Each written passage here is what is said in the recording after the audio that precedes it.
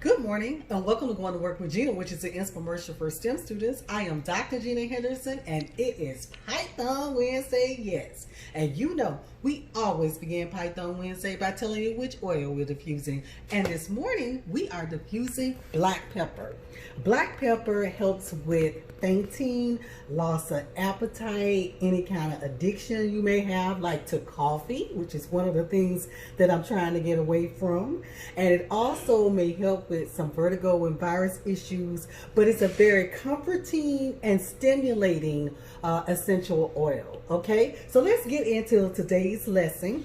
And in today's lesson, let's get into the fact that we are going to do analysis of data.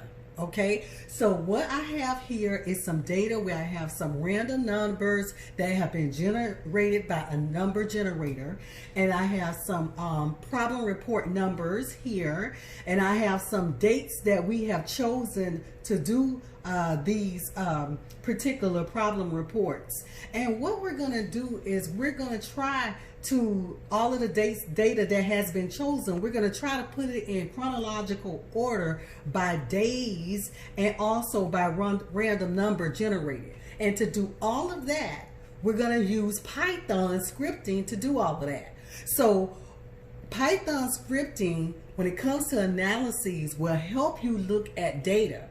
And so you can choose to use some smaller scale data, like if you have a budget that you've done from year to year and you want to choose certain things or track certain things in that budget. Okay, so what we're going to do is we're going to try to downscale this huge file by basically putting it, all of the numbers, the PR numbers, by date.